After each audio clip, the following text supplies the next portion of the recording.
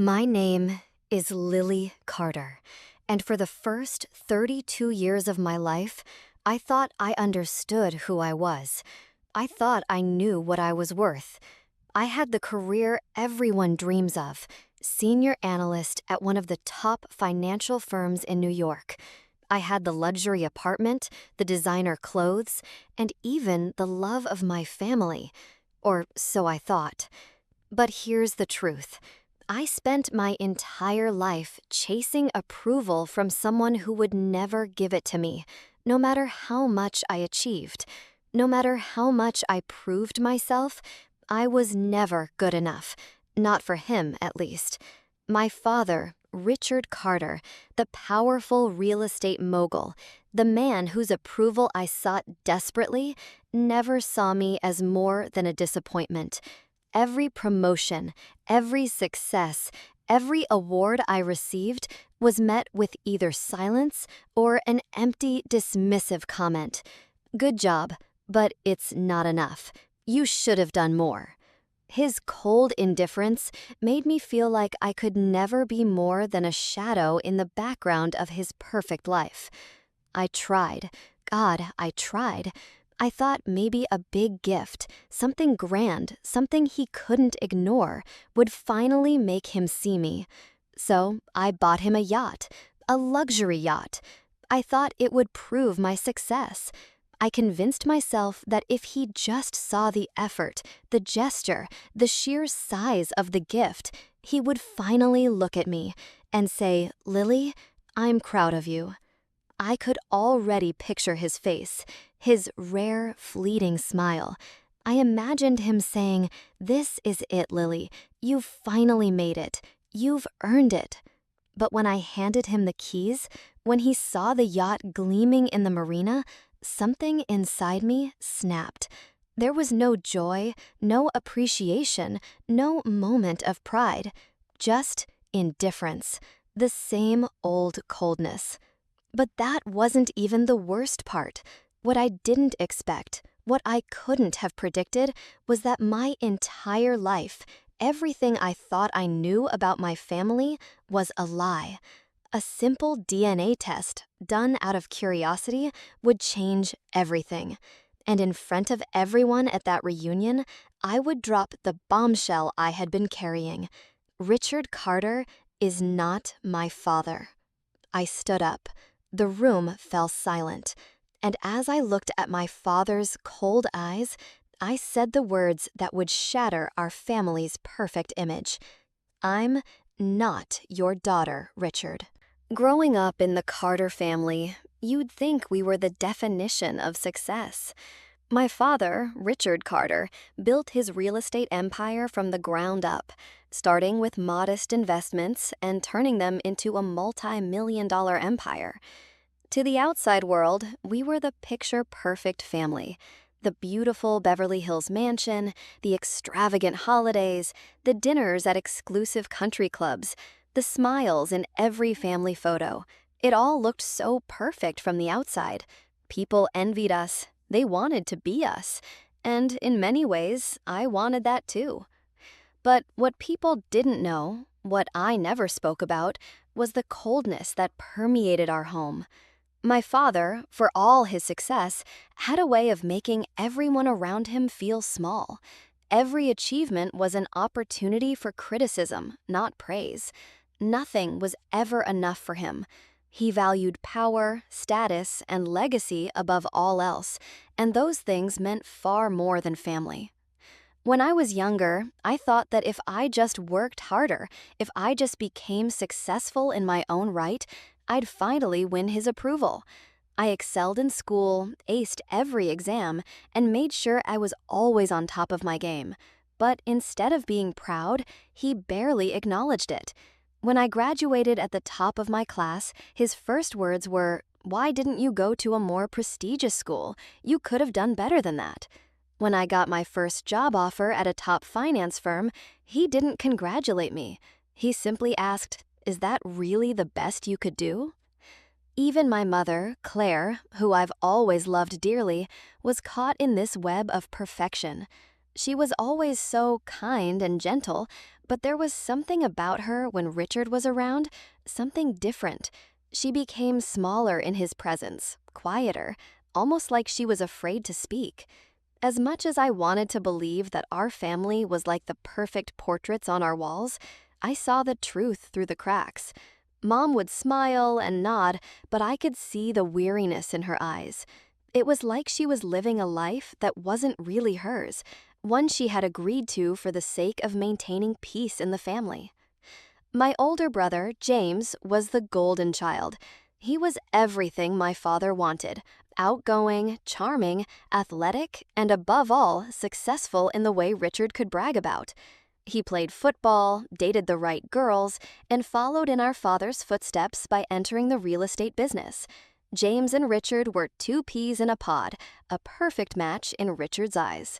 And then there was me, always trying to keep up, trying to please, never quite fitting the mold. My younger sister, Sophia, she had a different approach.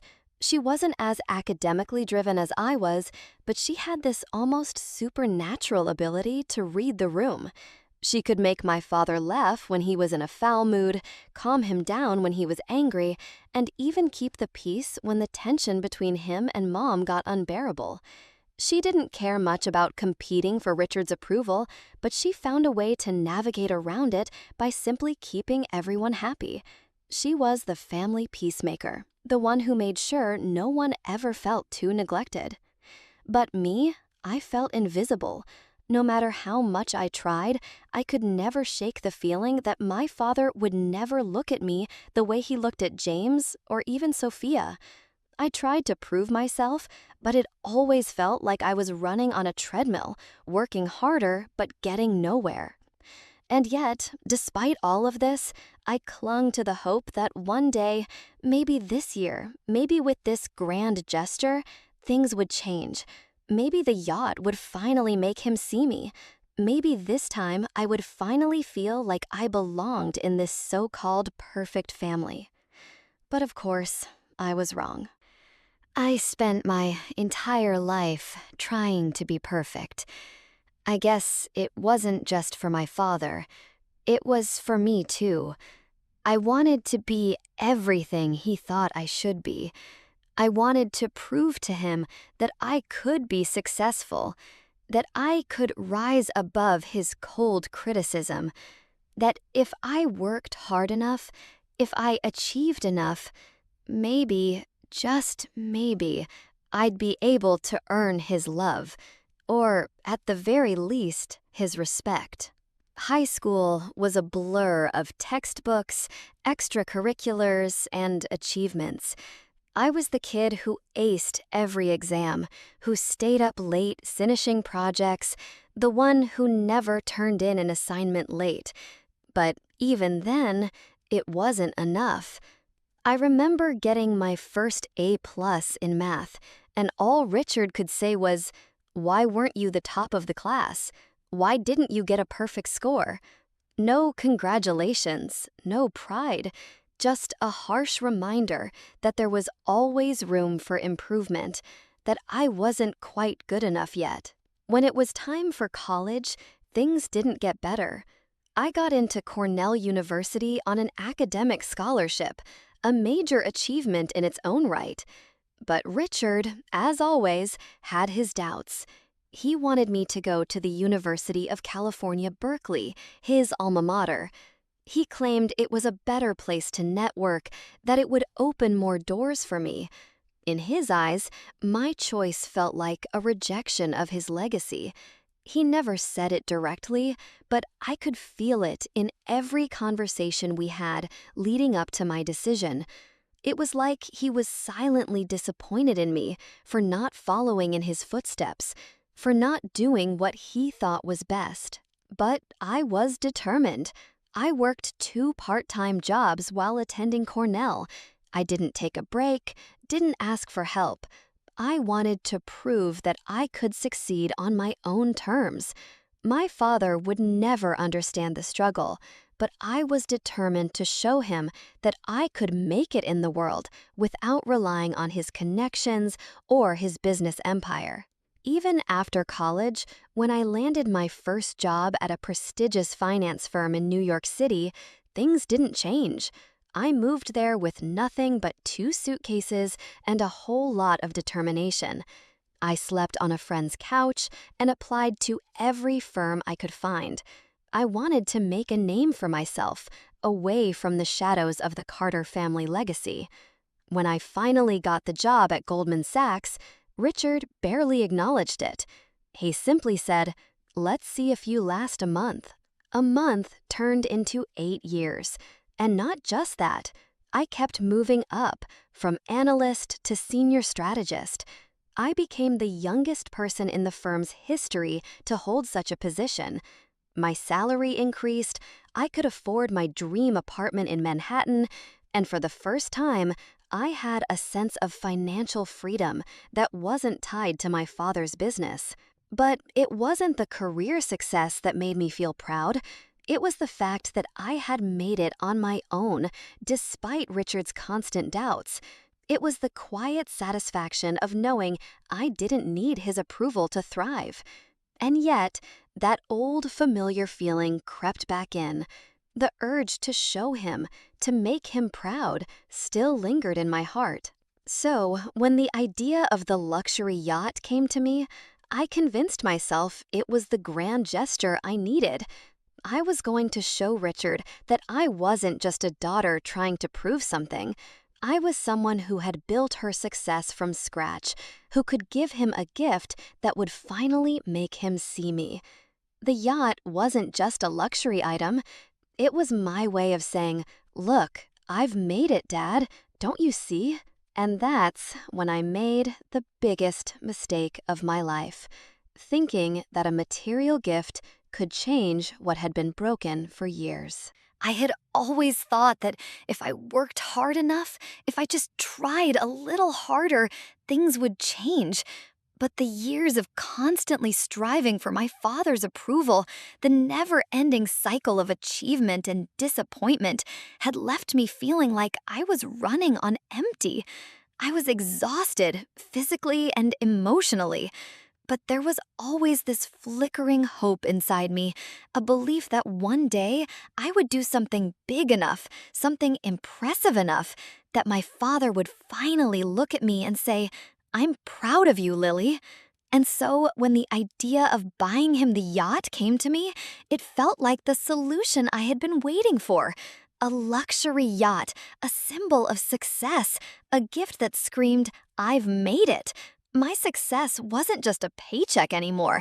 It was a statement, a way to finally break free from the shadow of his judgment and show him that I wasn't just his disappointing daughter. I was someone who could stand on her own, someone who had earned everything through hard work and determination. I remember the first time I saw the yacht. It was beautiful, sleek, modern, and a real statement of wealth. As I walked around the deck, admiring its elegance, I could already see my father's face in my mind. I imagined him standing on the bow, his arms outstretched, saying, "Now this is what I'm talking about, Lily. You've finally done something right." I convinced myself that this was it. This was the moment. The yacht wasn't just an expensive gift. It was a gesture that would prove to my father that I had finally made it. The whole process felt so deliberate, so calculated. I spent weeks planning it, arranging the delivery, making sure everything was perfect. The price tag didn't matter. I could afford it now. I had earned it. And if it could just make my father proud of me, then every penny would be worth it. The day the yacht arrived, I was almost vibrating with excitement. I could already hear the words I had longed to hear. "Lily, this is incredible. You've done it." But as I pulled up to the marina and saw it gleaming in the sun, something inside me twisted. The anticipation was almost too much to bear. What if this didn't work? What if he still didn't care? But I couldn't back out now. This was my moment. I called Richard to let him know I had a surprise for him. The family reunion was approaching, but I wanted to give him the gift privately before the big event. When I saw him standing at the door of the mansion, his usual stern expression barely softened at the sight of me. I handed him the key, a nervous excitement building in my chest. "Dad, I have something for you," I said, trying to keep my voice steady. "A gift, for everything." He took the key with one hand, examining it with an almost robotic indifference. "What's this?" he asked, barely looking up. My heart sank, but I forced a smile. "You'll see," I replied. We walked to the driveway, and there it was, the yacht, gleaming in the sunlight like something out of a dream. It wasn't just a boat. It was a symbol of everything I had fought for. The blood, the sweat, the sleepless nights. This was me, proving my worth. But Richard didn't share my excitement. He barely looked at it before turning to me with a slight frown. "This is excessive, Lily," he said, his voice cool and dismissive. "What are you trying to prove?" The wind seemed to be knocked out of me. I had poured my soul into this gift, and his reaction was nothing short of deflating. His words hung in the air like a heavy weight. "I just wanted to do something special for you," I said, trying to maintain my composure. But inside, I was dying. "Let's take it out for a spin," he said, clearly uninterested in the emotional significance behind the gesture. He hopped on the yacht like it was another investment he was inspecting, asking questions about the engine, the features, the maintenance costs, as if this was a business transaction. It felt like everything I had worked for, everything I thought would make him see me, was slipping through my fingers. We went on a brief tour around the bay, and even as we sailed, I could sense that nothing had changed. Richard's attention wasn't on me, on the gift, or even on the moment. He was already thinking about the next thing, the next deal, the next investment. I tried to hide it, but inside, I was crushed. This was supposed to be it. This was supposed to be the moment where everything finally made sense. But it wasn't. As we docked, I realized something that shook me to my core. No matter how hard I worked, the family reunion was always an event I dreaded. But this year, the stakes felt higher. Every year, the gathering at our mansion was the same, a parade of wealth, smiles, and performances. My father, Richard, would stand at the head of the table, like the king of his kingdom, presiding over everything with an air of superiority. Everyone in attendance, his business partners, his high society friends, and extended family, would watch him with awe. He thrived on it, the attention, the status, the respect. To him, this reunion was as much about business as it was about family. It was his way of showing off the success he had built, the empire he had created. And once again, I would play my part. But this time felt different. I had something to prove. The yacht, the grand gesture, was meant to be the turning point, the moment I would finally stand out. I had imagined this day in my head for months, played out every conversation, every reaction, over and over. In my mind, I was walking into that room with my head held high, handing over the key to my father with a triumphant smile, and finally hearing him say, "Lily, I'm proud of you."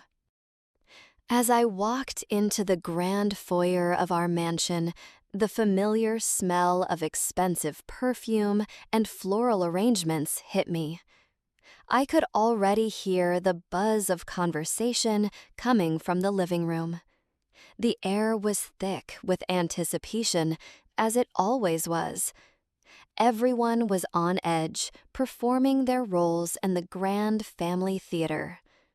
I could see James talking to some of Dad's business associates, laughing in that way he did, effortlessly charming everyone around him. He was my father's golden child, the one who could do no wrong. My mother, Claire, was already in the kitchen, preparing for the dinner, looking radiant as usual, but with that familiar tension in her shoulders.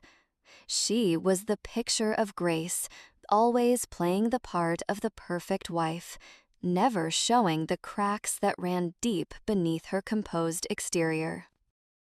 I felt like a ghost drifting through the house. The yacht had been the centerpiece of my plan, but the more I thought about it, the more I realized how little it mattered in the grand scheme of things. My father had already dismissed it. He had already found something else to complain about. I was caught in this endless loop of trying to prove my worth. But no matter how many times I achieved something, no matter how much I excelled, I was always left feeling unseen, unheard, and unloved. As the evening wore on, I watched my father work the room, effortlessly captivating his audience with stories of his latest business ventures, his latest achievements. I felt a pang of envy as I watched the way everyone looked at him, as if he were a god, a man above all others. He was so in control, so certain of his place in the world. And then there was me, still trying to find my place, still desperately seeking his approval. Dinner was served, and everyone took their seats around the long, elegant table. I had positioned myself as best I could, sitting near my mother, but away from my father. I didn't want him to feel my presence too closely, didn't want to force a conversation that would only end in more disappointment. But as the evening went on, I could feel the weight of my own tension building. My hand trembled as I reached for my wine glass. I had no idea what to expect next. Would he acknowledge the yacht? Would he finally say something? Or would he ignore it completely, like he always did? The moment I had been waiting for finally arrived. Richard stood up, raising his glass in a toast to the family. The room fell silent as everyone turned their attention. The room was thick with the kind of tension that always hovered just beneath the surface at family events like this. I could feel my palms sweat, my heart racing with every beat as I watched my father, Richard, move effortlessly through the crowd. He was the center of attention, as usual, his booming voice filling the room, commanding respect from everyone present. It didn't matter that he was surrounded by people he barely knew. His presence alone was enough to make them listen. And there I was, standing on the sidelines, gripping the key to the yacht in my hand, preparing for the moment I had imagined so many times, the moment that, I hoped, would finally earn me his approval.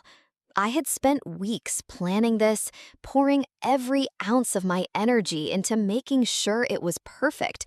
I had even rehearsed what I would say. In my mind, it was all going to unfold so smoothly. I could already hear my father's voice, filled with pride, telling me how impressed he was.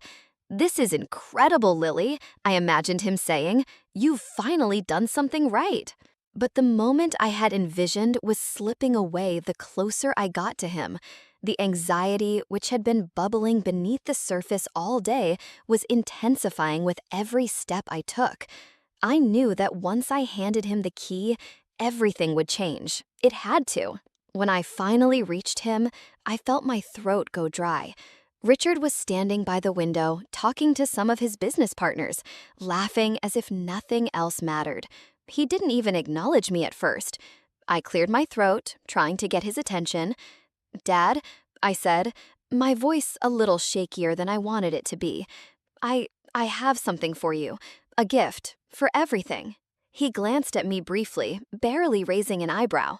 "A gift? Lily, what are you doing here? The reunion isn't even supposed to start for another half hour." My heart sank. I had been preparing for this moment for so long, and it felt like he wasn't even interested in the effort I'd put in. But I couldn't back down. I had to do this. I handed him the key to the yacht, hoping that somehow this gesture would finally bridge the gap between us. It felt like everything was riding on this. His reaction would either break me or make me. He took the key from my hand without a word, his eyes flickering over the sleek design of the keychain before he turned it over and studied it like it was some sort of novelty item, not a symbol of my hard work and years of striving to please him. He didn't even look at the key with any real sense of recognition. "What is this? Some kind of joke?" he asked, his voice flat and uninterested. My stomach churned. The excitement I had felt moments earlier now seemed childish, naive. I had spent weeks worrying over the details, making sure everything would be perfect, and here he was dismissing it all with a single line. "This isn't a joke, Dad," I managed to say, my voice barely above a whisper. "It's a gift, a way to show you how much I've accomplished, how hard I've worked for this, for you." He barely acknowledged my words. "I see," he said, before motioning for me to follow him. "Let's take it for a spin then, I suppose." We made our way outside to the marina, and the yacht sat there, pristine and gleaming under the afternoon sun. For a moment, I thought maybe there was still a chance. Maybe once he stepped onto the yacht, maybe when he saw how much effort I'd put into this, he would finally look at me and see me for who I was, someone worthy of his pride, someone who had truly made it. But no, Richard stepped aboard the yacht with an air of detachment, like he was simply inspecting another asset in his portfolio. The enthusiasm I expected from him, the joy I thought he might feel, never came. He began poking around, asking questions about the features of the boat, the engine specifications, how much it cost to maintain.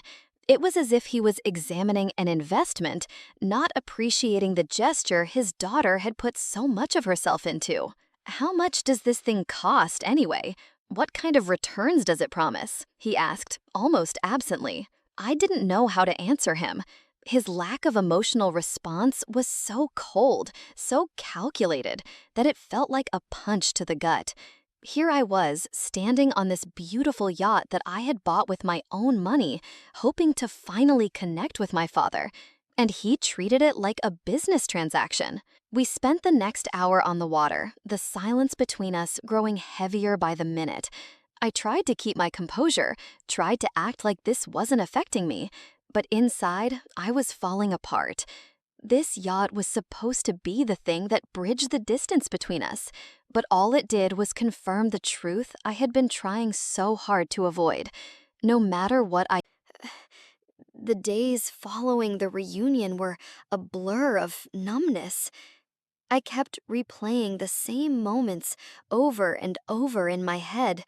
The yacht, his dismissive comments, the familiar sting of being invisible. It wasn't that I didn't know what to expect. I had spent my whole life being let down by my father, by his lack of affection. But something about this time, about this failed gesture, hit harder than any other moment before. I had given everything I had to make him proud, to show him that I was worthy, but it never felt like enough. I started questioning everything. What was the point of all this? Why had I spent so many years chasing after someone who would never be satisfied? Why did I believe that the yacht, a material possession, a symbol of success, could change our relationship? I realized I had been fooling myself for far too long. In the midst of all this, I found myself standing in front of my bathroom mirror one evening, mindlessly scrolling through my phone. It was then that I came across an ad for a genetic testing service.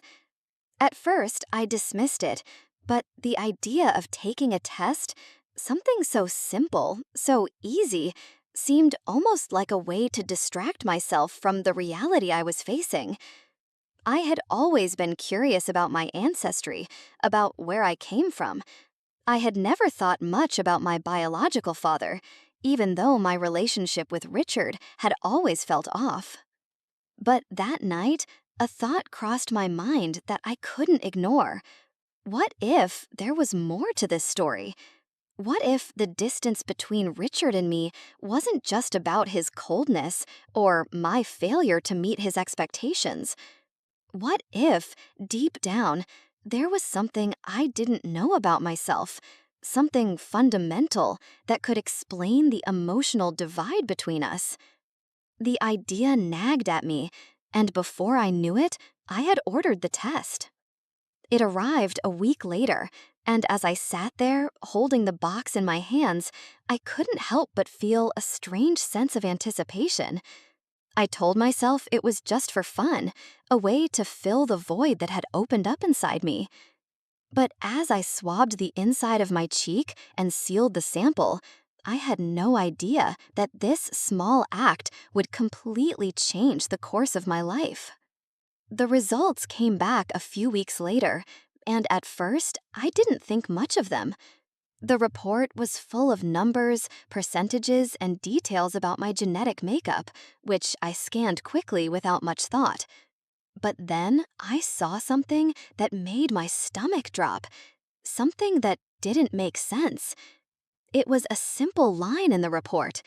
Paternal lineage does not match expected genetic profile. I stared at the screen, my heart hammering in my chest. What the hell did that mean? I was suddenly paralyzed. I felt a wave of disbelief and confusion wash over me. It took me a few moments to process what I was reading. I wasn't just surprised, I was scared. Scared of what it meant, scared of what it could reveal. I had always felt like an outsider in the Carter family, but now this test, this result, seemed to confirm. Could Richard not be my biological father? The thought sent a shockwave through me. My whole life had been built on this foundation.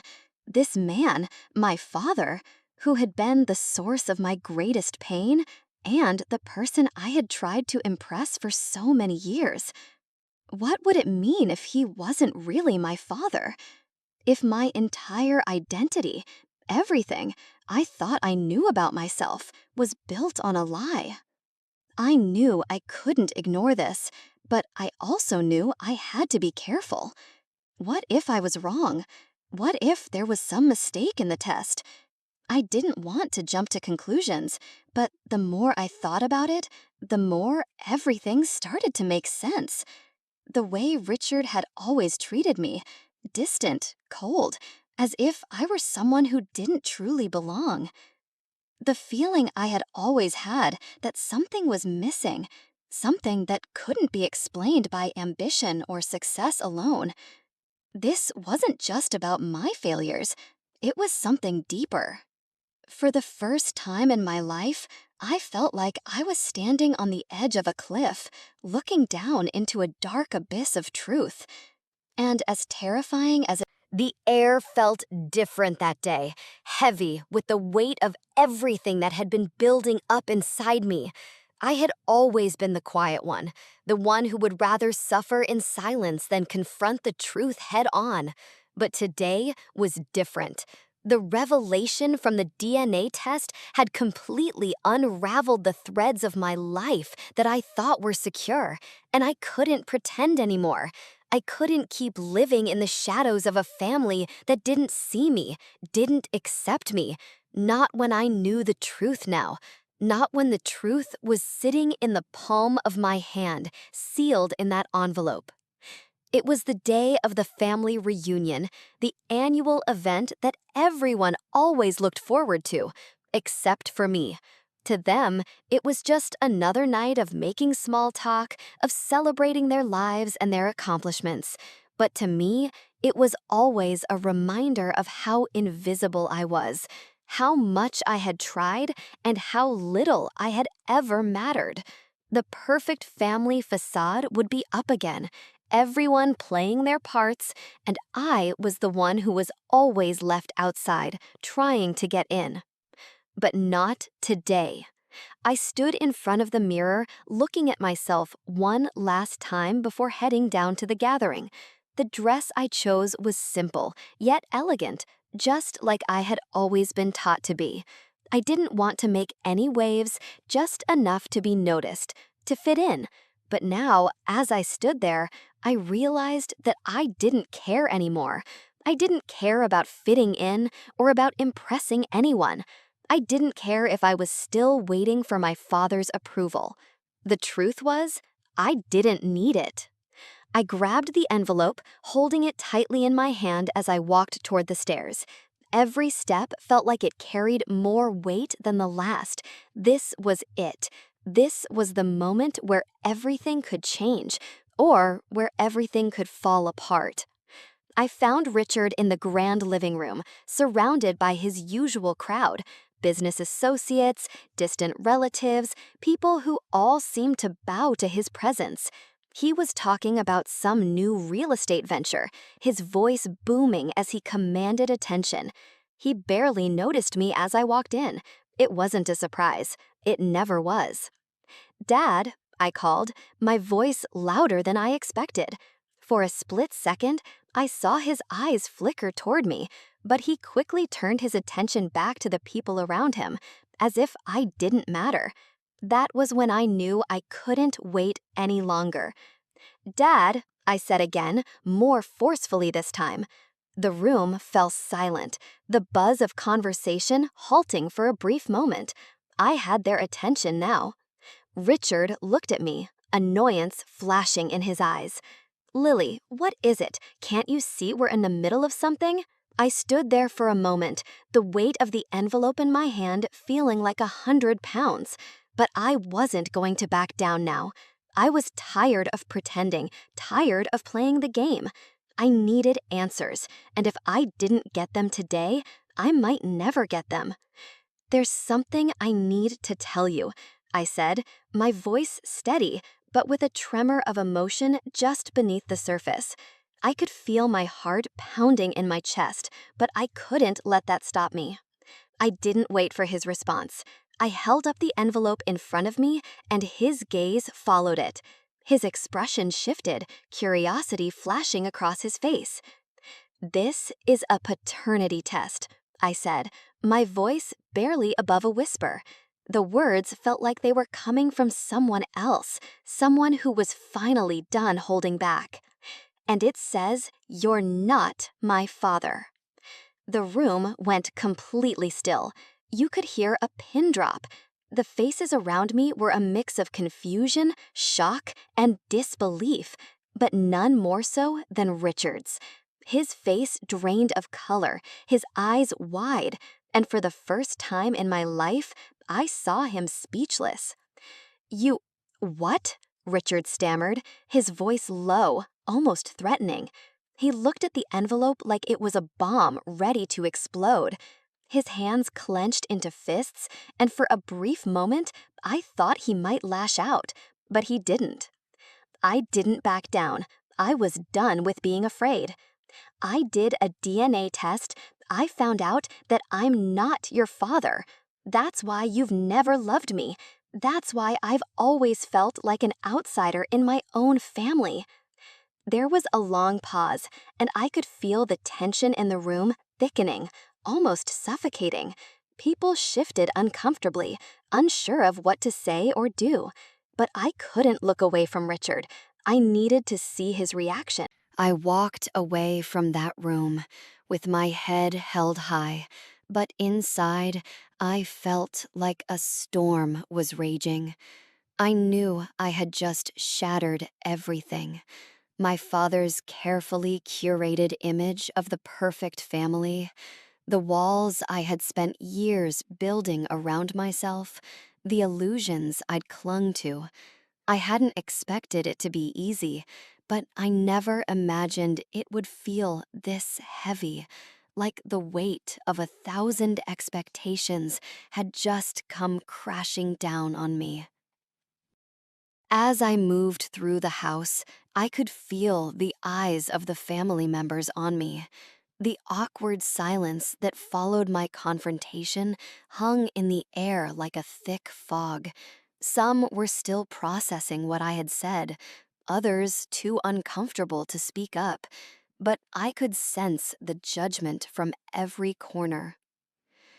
The relatives who had always adored Richard, who had always viewed our family as the epitome of success, were now looking at me differently. Some with pity, others with confusion, and some, especially James, with anger. I could hear his voice before I even saw him. "What the hell did you think you were doing?" he said, his tone sharp as a knife. He was standing in the hallway, arms crossed, his jaw clenched tightly. I stopped in my tracks, turning to face him. For a brief moment, I considered walking away, ignoring him like I had done so many times before, but I knew I couldn't, not anymore. "I thought I was doing what I had to do," I said, my voice steady but trembling with raw emotion. "I thought I was finally going to get the truth, James. I thought I was going to finally know why I've been treated like I'm not part of this family. And now I know."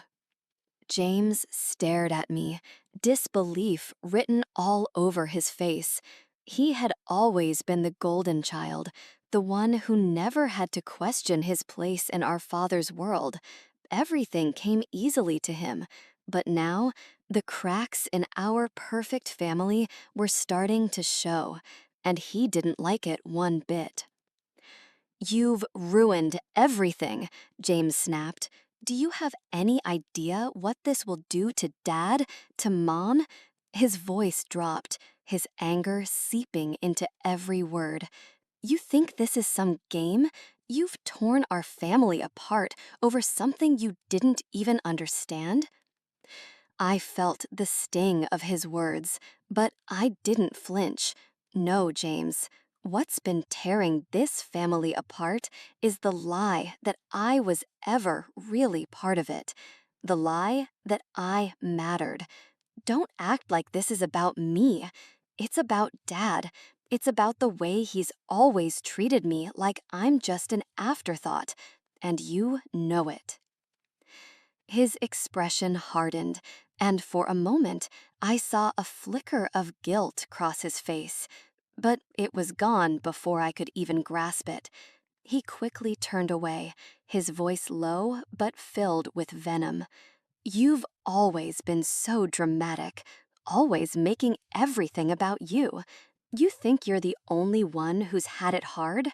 He paused and looked back at me, the anger in his eyes now mixed with something darker. "You think we haven't all had to live up to Dad's standards?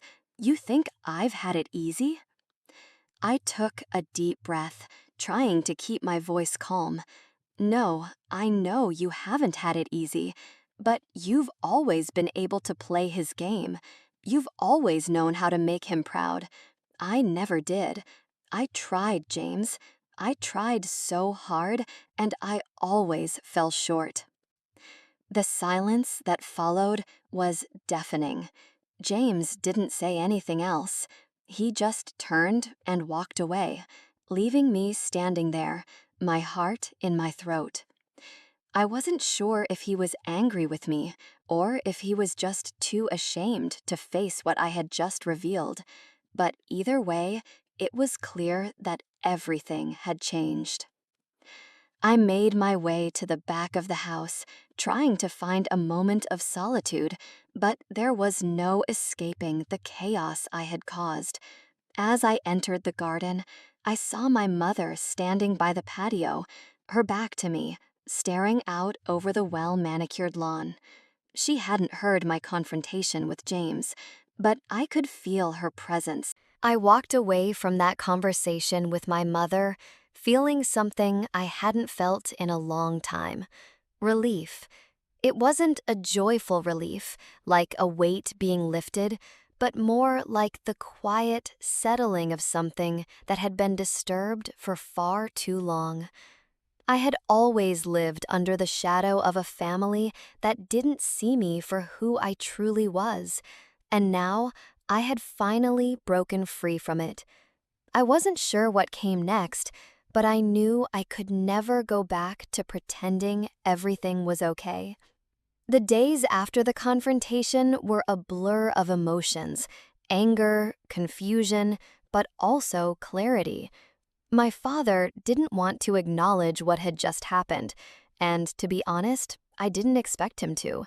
For years, I had worked so hard to prove myself to him, but I had never truly considered what I was doing to myself in the process. I had been chasing after an approval that would never come, pouring all my energy into being the person my father wanted me to be instead of the person I actually was. Now, the reality had hit me. I was done trying to live up to someone else's expectations. I wasn't going to force myself into a mold that didn't fit. It was time to rebuild my life, to create my own narrative. For the first time, I felt a sense of freedom that I had never experienced before. It wasn't just about letting go of Richard's approval. It was about letting go of all the ways I had been holding myself back. I had spent so much time trying to prove my worth to people who would never truly accept me, and now I realized it wasn't worth the pain anymore. I spent the following weeks reflecting on everything: the yacht, the confrontation, and most importantly, the choices I had made. I didn't regret confronting my father. I had needed to do it. But I also knew that I couldn't keep carrying the emotional baggage of the past. I needed to heal, to move forward. The truth wasn't easy to accept, but it was freeing. I wasn't Richard's daughter. I wasn't anyone else's idea of who I should be. I was Lily Carter, and that was enough. As time passed, things began to settle. The family reunion had been the turning point, the moment everything had shifted. Richard didn't change. He never would. But I did. I no longer sought his approval, no longer tried to fit into a role that wasn't mine. The more I embraced who I was, the more I realized that I had everything I needed inside of me to create my own happiness. Sophia and James distanced themselves after the confrontation. They didn't understand, and maybe they never would. But my mother, my beautiful, soft-spoken mother, she understood. She had always understood. And slowly, our relationship started to heal.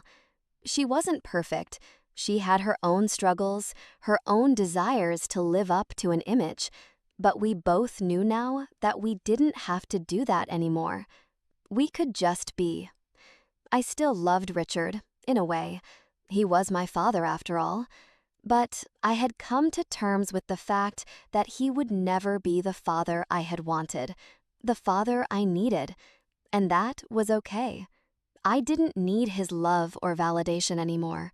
I had learned to love myself, flaws and all.